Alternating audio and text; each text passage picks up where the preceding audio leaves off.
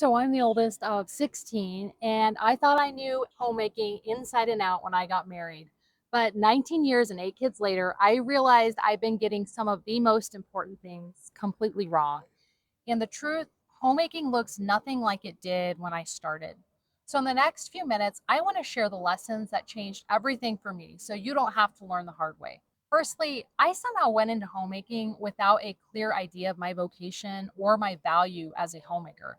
I used to have this picture in my head of the perfect housewife, the heels, the pearls, the spotless house, dinner ready at 5.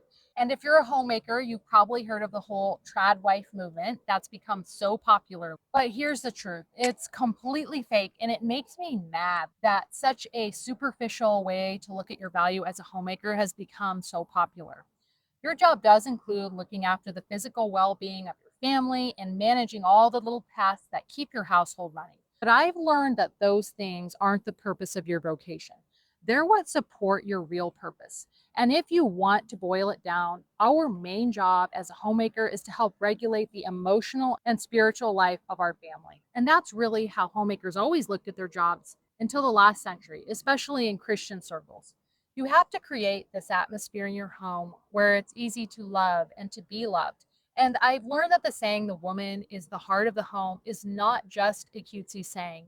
It's actually a deep truth because if your children grow up with a distorted idea of love, not only will they struggle in every future relationship that they enter into during their lives, but they'll struggle to understand the love of God. We've all seen families where the parents seemed religious, but because love wasn't shown or wasn't communicated properly, the children grew up with a distorted image of God and drifted away from their faith because they literally couldn't comprehend how God is a loving father. And if you accomplish nothing else in your vocation as a mother and a homemaker, but teaching them this love, then you have done them an enormous favor. You've given them something that the majority of children nowadays just aren't getting. Everything else that you do is for this end. So when you're cooking, cleaning, decorating for holidays, you're not just keeping up appearances, you are creating an atmosphere of peace and warmth where your children can feel love, where they can experience God's peace. And that's what roots the faith deep in their hearts, even before they can put it into words. So, the purpose of keeping your home in order isn't so that you can show it off or just feel good in it. It's so that your family can live peacefully without chaos or constant distraction. And I didn't realize this in my early years of homemaking. I used to focus on the small details, freak out if our food wasn't healthy enough or our holidays weren't perfect, and then I'd miss the big picture. But once you see the big picture, everything else starts to fall into place. And that emotional foundation you build, it's something priceless. A child who grows up with love and peace and stability and who knows God because of this, they are set apart in today's world. And that's the best gift that you can give them. Now, I don't want to downplay the practical side of homemaking either. There really is an art to it, a lost art, if I'm honest, and it also has an enormous financial value. Don't ever underestimate your value as a homemaker. Knowing how to cook, how to shop and be thrifty, clean efficiently, care for your family when they're ill, manage the endless small things that hold the household together, and of course, take care of children. That can save your family thousands of dollars a year. Not to mention that nobody can do these things for your family like you can. I've heard people say that women shouldn't marry without a degree or career because they aren't bringing anything to the table. But if a woman knows how to create a peaceful, well run home, she's bringing incredible value, both emotionally and economically. I'm not putting down those with degrees, of course not. But I've met so many women with expensive degrees who felt completely lost once they began homemaking. Even for me, I had done a lot of housework alongside my mom, and she was one of the original homemakers who cooked from scratch, garden, sourdough, all the rest. But I had to learn so much in those first years, especially about time management and establishing rhythms. It's really difficult to prioritize to learn to manage your own time when there's not somebody there next to you telling you what to do. But if you're not married yet, and this is what I'm telling my teenage daughters, I'd encourage you to choose a degree or career path that supports family life, not one that burdens you with stress and debt. Because you can learn just about anything online these days if you have a desire to learn. You don't need a degree for that. But if you want a way to contribute financially, There are so many ways to work from home now: selling handmade goods, creating content, or building a small business. If I could go back, I'd tell my younger self to start something that could be home based, something that could grow alongside my family. Because now at 40, I can see a quieter season of motherhood not too far down the road.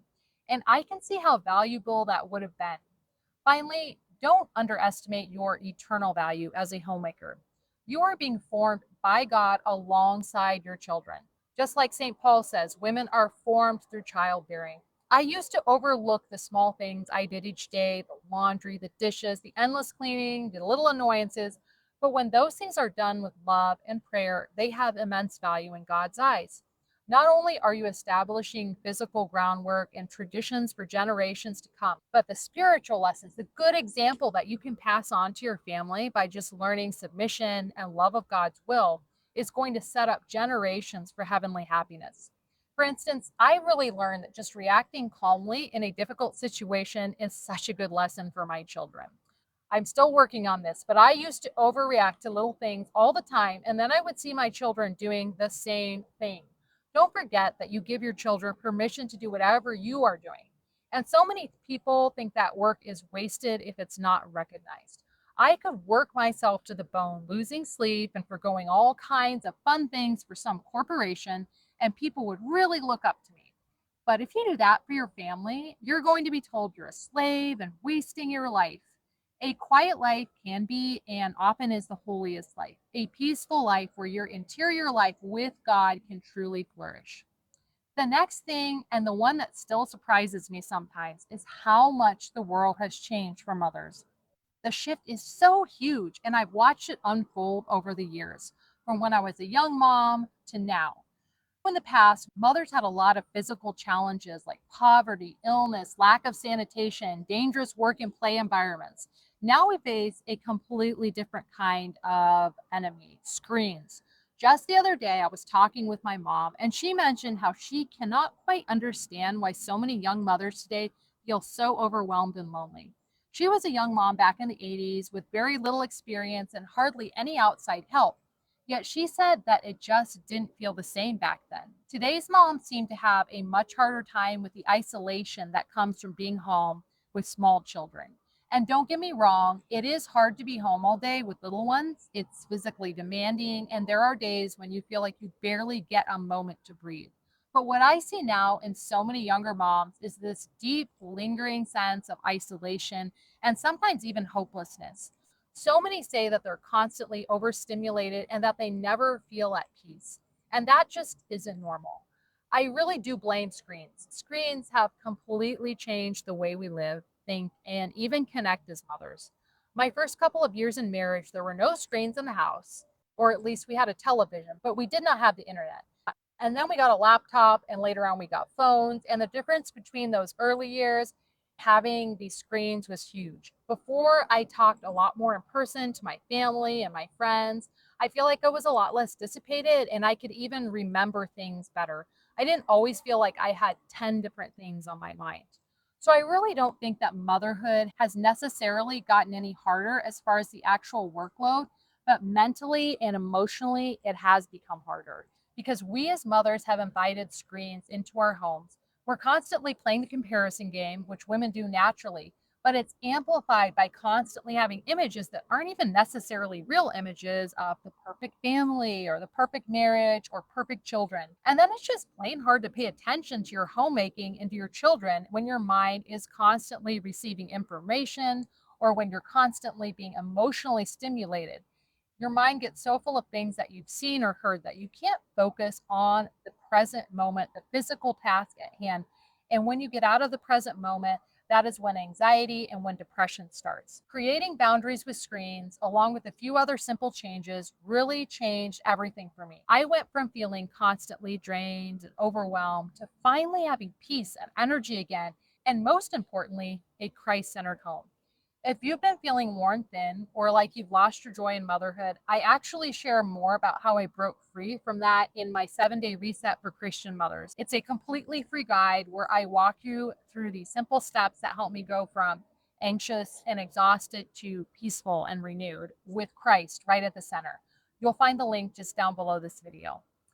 So, if I could go back, I would absolutely warn my younger self about screens. It's so hard to have a simple life without them. I'm realizing more and more that simplicity is so key to being a successful mother and homemaker. There's a saying, I think it's that any fool can make things complicated, but it takes a genius to make them simple. And that is so true. It's only when you really know how to do something that you can simplify it.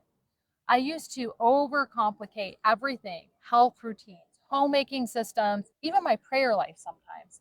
Like I mentioned earlier, there's just so much information out there that it's easy to think the answer must be complicated. But the older I get, the more I see that God really does want us to live simply. He's already shown us how to be healthy, how to be happy, and we're the ones who keep overcomplicating it. And honestly, one of the biggest ways we make life harder on ourselves is how we take care of ourselves. A lot of moms are talking about self care these days. And you really do have to learn to take care of yourself as a mother. And that sounds funny. I mean, you're an adult, you're supposed to know how to take care of yourself. I did not know how to take care of myself physically, and I chased a lot of health trends. I didn't know how to take care of myself mentally, to learn to recognize negative thought patterns. And I wasn't taking care of myself spiritually because I was compartmentalizing my time with God instead of addressing those negative thought patterns and actually opening my mind up and keeping Him with me throughout the day. And this kept me in this constant state of anxiety. The answers really were simple. I just had to stop listening to the world. I had to look at self care from God's point of view. Everything changed when I stopped trying to escape my life and started living it with God.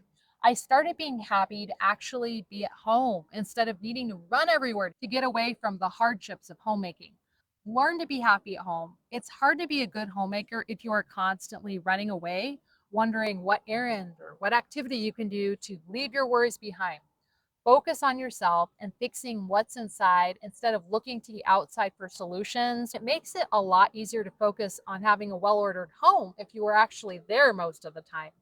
Homemaking today may look different, but we still essentially have to do the same things as the women who came before us. Build an atmosphere of love and peace.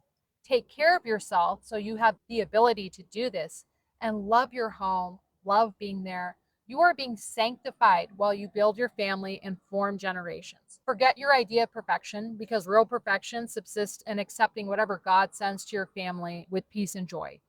Your plan for your family is most likely not God's plan, His is better. Focus on simplicity, on the essentials, and let everything else fill in the cracks. And I don't need to say this, but it goes by so fast. The further in you get, the faster it goes. Don't waste the short time you have to influence your children in such a strong and special way. It will never come again. And lastly, when you take care of yourself properly and put God first, your faith and joy spill into every corner of your home, and it will become the peaceful haven God intended it to be. Before you go, don't forget to check out that free 7-day reset down below. I'd love to help you begin your own renewal journey with Christ at the center. Thank you so much for listening to me rant today. I will see you again next week. God bless you all.